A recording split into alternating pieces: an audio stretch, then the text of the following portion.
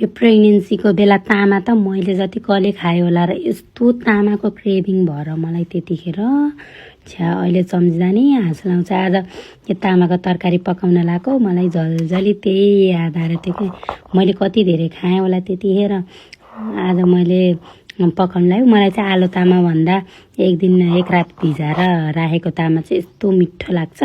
म तपाईँहरूलाई कसरी पकाउँछु भनेर देखाउँछु है। मैले चाहिँ सुरुमा तेलमा मेथी र तोरी फुराएँ।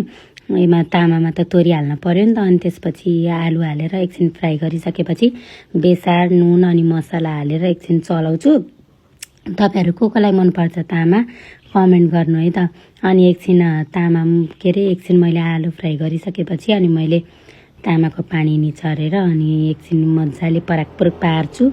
मजाले भुट्नुपर्छ अहिले चाहिँ। अनि मजाले भुटेर यताउति मसला लगाइसकिएपछि अनि त्यसपछि बल्ल मैले टमाटर हालेँ। अनि टमाटर हालेर पनि एकछिन चलाउने।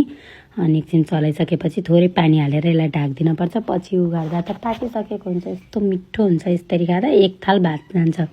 तपाईँहरूले यस्तै गरेर खानु।